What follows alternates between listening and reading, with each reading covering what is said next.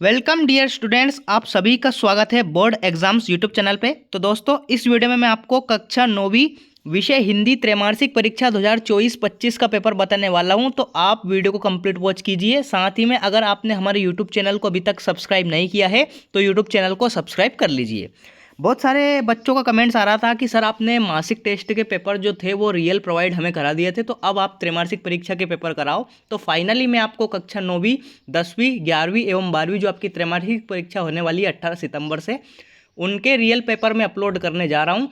तो आप हमारे यूट्यूब चैनल को सब्सक्राइब कर लीजिए ताकि आने वाले जितने भी वीडियोस हैं उनकी नोटिफिकेशन सबसे पहले आपको मिल जाएगी।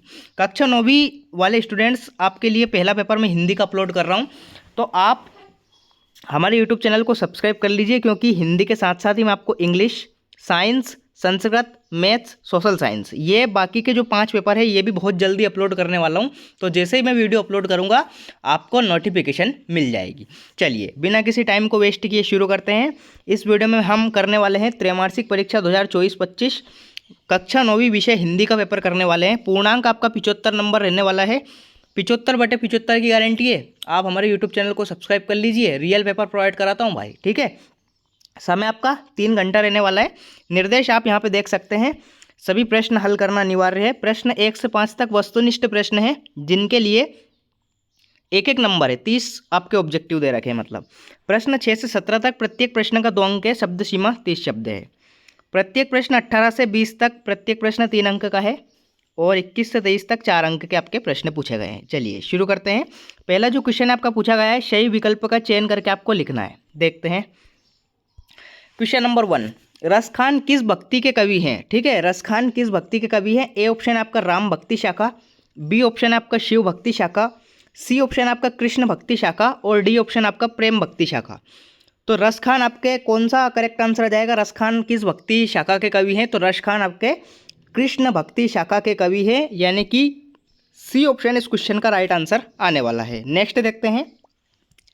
नेक्स्ट जो क्वेश्चन आपका पूछा गया है, कैदी और कोकिला किसकी रचना है? ठीक है, पहला ऑप्शन है आपका रामधारी सिंह दिनकर, दूसरा है आपका माखनलाल चतुर्वेदी, तीसरा है महादेवी वर्मा, चौथा है जयशंकर प्रसाद। तो क्वेश्चन का राइट आंसर क्या जाएगा?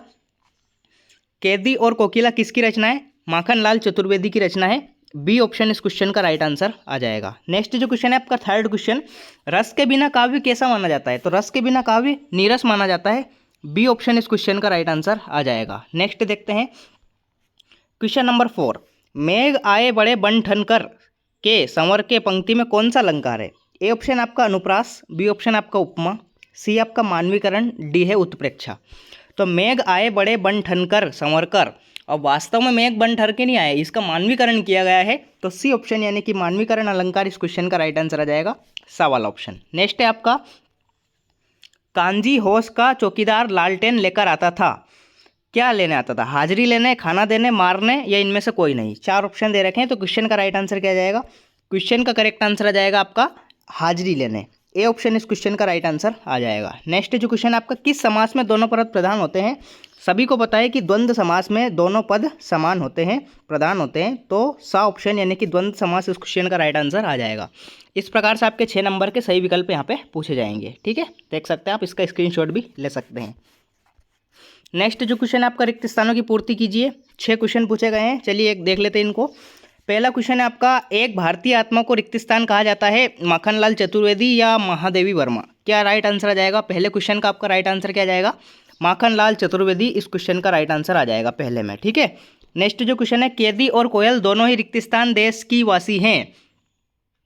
कैसे देश की वासी हैं? गुलाम देश की वासी है। ठीक है, इसमें आपको गुलाम करना है। पहले में आपका माखनलाल चतुर्वेदी आएगा। नेक्स्ट जो है, वार्णिक छंद में रिक्त स्थान की गणना की जाती है। ये बच्चा भी बता सकता है कि वार्णिक छंदों में वर्णों की गणना की जाती है और मात्रिक छंद में मात्राओं की गणना की जाती है। ठीक है, वर्णों की गणना आ जाएगा। करुण रस का स्थायी भाव क्या होता है? शोक होता है। ठीक है, करुण रस का स्थायी भाव शोक आ जाएगा।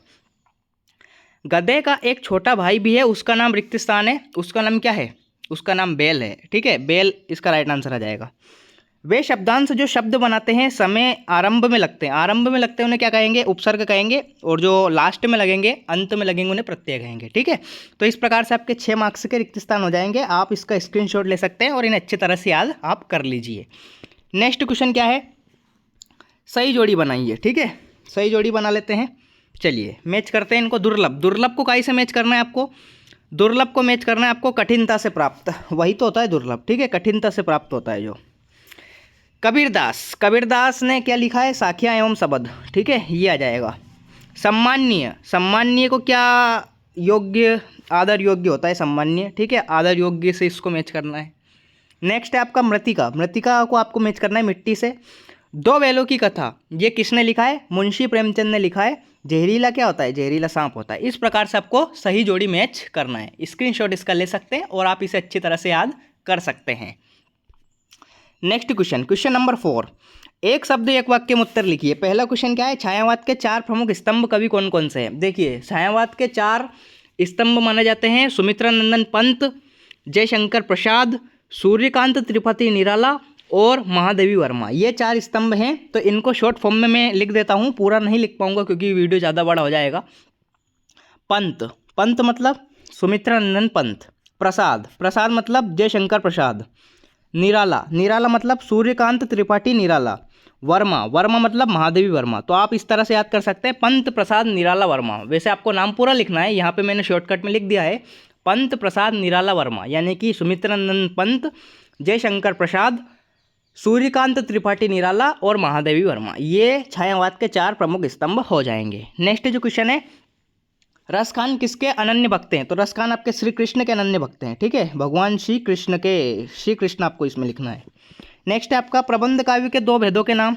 प्रबंध काव्य के 2 भेद होते हैं। पहला होता है इसका महाकाव्य, महाकाव्य, और दूसरा क्या जाएगा? दूसरा जाएगा इसका खंड काव्य, ठीक है, खंड काव्य। पहला महाकाव्य, दूसरा खंड काव्य। नेक्स्ट जो क्वेश्चन आपका पूछा गया है, जिस काव्य का आनंद पढ़कर या सुनकर लिया जाता है उसे क्या कहते हैं? तो उसे रस कहते हैं भैया, ठीक है, रस इसका राइट आंसर आ जाएगा। नेक्स्ट है आपका रचना के आधार पर वाक्य कितने प्रकार के होते हैं? तो वाक्य 3 प्रकार के होते हैं रचना के आधार पर, ध्यान रखिए, और अर्थ के आधार पर 8 प्रकार के होते हैं। तो रचना के आधार पर पूछे गए हैं, तो रचना के आधार पर वाक्य 3 प्रकार के होते हैं, सरल, संयुक्त, मिश्रित।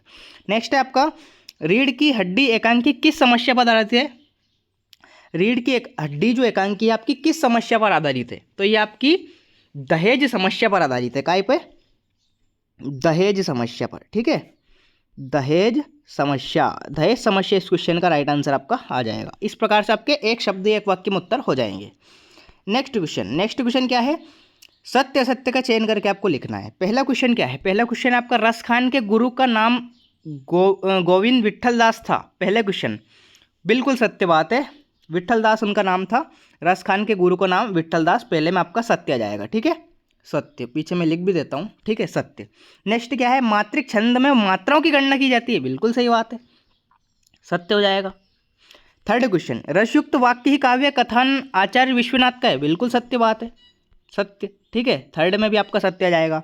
झूरी बैलों को देखकर गदगद हो गया था, करेक्ट बात है ये भी, ठीक है, इसमें भी आपका सत्य आ जाएगा। विचार विनिमय के माध्यम को भाषा कहते हैं, सत्य बात है ये भी, ठीक है, सत्य आ जाएगा। छंद को पढ़ने का प्रवाह लय गति कहलाता है, नहीं, गलत बात है, ये असत्य आ जाएगा आपका। एकमात्र ऑप्शन है आपका छठा क्वेश्चन, इसमें आपका सत्य आएगा, बाकी 5 में आपका सत्य आ जाएगा, ठीक है। एक बार और मैं आपको यहाँ पे टिक कर देता हूँ ताकि आप स्क्रीनशॉट ले सको। पहले में सत्य, दूसरे में भी सत्य, तीसरा भी करेक्ट है आपका, चौथा भी सत्य, पांचवा भी सत्य और छठा आपका असत्य हो जाएगा, ठीक है। इस प्रकार से आपको सत्य असत्य का चयन करके यहाँ पे लिखना है। नेक्स्ट जो क्वेश्चन है आपका ऑब्जेक्टिव्स मैंने कंप्लीट करा दिए। नेक्स्ट क्वेश्चन आप रीड कर लेते हैं, इनके आंसर्स मैं वीडियो के लास्ट में दूंगा या फिर नेक्स्ट वीडियो में दूंगा अगर वीडियो बड़ा हो जाएगा तो आप हमारे चैनल को सब्सक्राइब कर लीजिए भाई, क्योंकि सॉल्यूशन भी मैं प्रोवाइड कराऊंगा, इसलिए आप वंचित नहीं रह जाए, प्लीज़ आप चैनल को सब्सक्राइब कर लीजिए ताकि जैसे ही वीडियो आए वैसे ही आप उसका सॉल्यूशन कर पाएँ। पांचवा क्वेश्चन, भक्ति काल को स्वर्ण युग क्यों कहा जाता है अथवा है छायावाद की प्रमुख 2 विशेषताएं, कर सकते हैं आप, इजी क्वेश्चन है। वैसे मैं इनके आंसर्स में आपको दूंगा, इसलिए आप वीडियो में बने रहिए या फिर नेक्स्ट वीडियो का वेट कीजिए। छठा क्वेश्चन आपका कबीरदास के शिल्प सौंदर्य की 2 विशेषताएं लिखिए अथवा है सुमित्रानंदन पंत के भाव सौंदर्य को 2 विशेषताएं, इसको लिखना है। सातवां क्वेश्चन है मान सरोवर से कवि का क्या आशय है अथवा है हथकड़ियों को गहना क्यों कहा गया है। आठवां क्वेश्चन है आपका रूपक अलंकार की परिभाषा उदाहरण सहित लिखिए अथवा है अनुप्रास अलंकार की परिभाषा उदाहरण सहित आपको देना है। चौपाई छंद की परिभाषा हर कोई लिख सकता है कि इसमें प्रत्येक चरण में 16-16 मात्राएं होती है।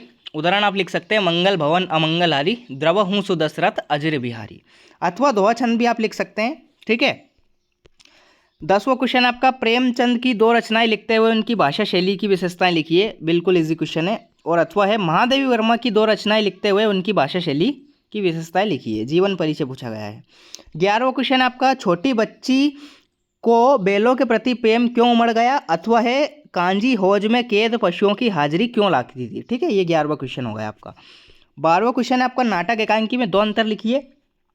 कहानी और उपन्यास में 2 अंतर, मोस्ट इंपोर्टेंट क्वेश्चन। 13वां क्वेश्चन आपका निपात शब्द क्या है लिखिए। अथवा है तत्सम शब्द क्या होते हैं, उदाहरण सहित आपको लिखना है। ये 13वां क्वेश्चन आपका हो जाएगा। नेक्स्ट है आपका क्वेश्चन नंबर 14। बाढ़ पीड़ित क्षेत्र में कौन कौन सी बीमारी फैलने का खतरा होता है। रीढ़ की हड्डी एकांकी का उद्देश्य आपको बताना है। 15वां क्वेश्चन आपका मुहावरे एवं लोकोक्तियों में अंतर लिखना है और संधि समास में भी आपको अंतर लिखना है। अथवा वाला क्वेश्चन है, कोई सा भी आप कर सकते हैं। नेक्स्ट 16वां क्वेश्चन आपका निम्नलिखित वाक्यों को निर्देश अनुसार परिवर्तित कर लिखिए। पहला है मैं कल भोपाल जाऊंगी, प्रश्नवाचक। तो क्या मैं कल भोपाल जाऊंगी, यह आपका विद्यालय है, तो यह आपका विद्यालय नहीं है, निषेधवाचक हो जाएगा। बिल्कुल इजी क्वेश्चन है, कर सकते हैं। मुहावरों का अर्थ बताना है आपको। पहला है आंख का तारा होना और आग में घी डालना दूसरा। ठीक है, ये आप कर सकते हैं। 16वां क्वेश्चन। 17वां क्वेश्चन है आपका हमारा भू जल भंडार कैसे समृद्ध होता है लिखिए। विलोम शब्द किसे कहते हैं। सदुपयोग का विलोम शब्द लिखिए। सदुपयोग का विलोम शब्द क्या हो जाएगा, दुरुपयोग हो जाएगा। ठीक है। प्रश्न 18 है आपका निम्नलिखित पद्यांश की प्रसंग सहित व्याख्या कीजिए। तो एक पद्यांश यहाँ पर दे रखा है और एक इसका अथवा यहाँ पे दे रखा है। कोई सा भी आप कर सकते हैं दोनों में से। संदर्भ प्रसंग सहित आपको व्याख्या लिखनी है। Question number 18। 19वां क्वेश्चन है आपको गद्यांश दे रखा है। इसको भी आपको 3 नंबर का क्वेश्चन है। तो इसमें भी आपको क्या करना है, सप्रसंग व्याख्या करनी है, यानी कि संदर्भ प्रसंग व्याख्या लिखनी है आपको। या तो आप ये कर सकते हैं या इसका अथवा वाला आप कर सकते हैं। जानवरों में गधा सबसे ज़्यादा बुद्धिमान समझा जाता है, इसका निश्चय नहीं किया जा सकता यहाँ तक। दूसरा विलासिता वाला, कोई सा भी आप कर सकते हैं। 19वां क्वेश्चन। 20वां क्वेश्चन क्या है, यातायात के नियमों पर एक अनुच्छेद लिखिए। अथवा है इसका कक्षा में अपने प्रिय मित्र से पढ़ाई संबंधित संवाद लिखिए। 3 नंबर का क्वेश्चन है। 21वां क्वेश्चन क्या है, निम्नलिखित अपठित काव्यांश को पढ़कर उसके उत्तर लिखिए। देख सकते हैं आप 21वां क्वेश्चन। अंग्रेजी में कहावत है कि सत्य के बाद स्वच्छता का स्थान, ये वाला यहाँ तक आपका दे रखा है। तो इसके 3 क्वेश्चन यहाँ पे दे रखे हैं। उपयुक्त गद्यांश का शीर्षक लिखिए। और दूसरा क्वेश्चन है इसका हमारी आंतरिक सुरक्षा का क्या आधार है।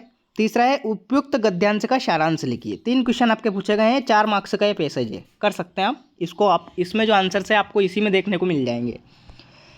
22वां क्वेश्चन है आपका अपने प्राचार्य को 3 दिन के अवकाश हेतु आवेदन पत्र लिखिए। अथवा है अपने मित्र को प्राणवी सूची में प्रथम स्थान प्राप्त करने पर बधाई पत्र लिखिए। 4 नंबर का क्वेश्चन है, एप्लीकेशन लेटर पूछा गया है। 23वां और अंतिम प्रश्न है आपका निम्नलिखित विषयों पर रूपरेखा सहित निबंध लिखिए। 4 दे रखे हैं, 4 में से आपको कोई सा भी एक करना है। बिल्कुल इजी है, आपको एक लिखना है और 4 मार्क्स का है, तो इस हिसाब से आप लिख सकते हैं शब्द सीमा के अनुसार। ठीक है, तो इस प्रकार से मैंने कक्षा 9वीं विषय हिंदी त्रैमासिक परीक्षा का पेपर आपको दे दिया है। अगर आपको किसी भी प्रकार का डाउट हो तो मुझे कमेंट सेक्शन में ज़रूर बताइए। त्रैमासिक परीक्षा के सभी सब्जेक्ट के पेपर इसी यूट्यूब चैनल पे मिलेंगे। 9वीं 10वीं 11वीं 12वीं सभी विषयों के पेपर, और वो भी रियल, इसी यूट्यूब चैनल पे देखने को आपको मिलेंगे। नेक्स्ट वीडियो में हम आपको दूसरा पेपर कराऊंगा, इसलिए आप चैनल को सब्सक्राइब कर लीजिए। मिलते हैं नेक्स्ट वीडियो में, तब तक के लिए टाटा बाय बाय, जय हिंद, वंदे मातरम।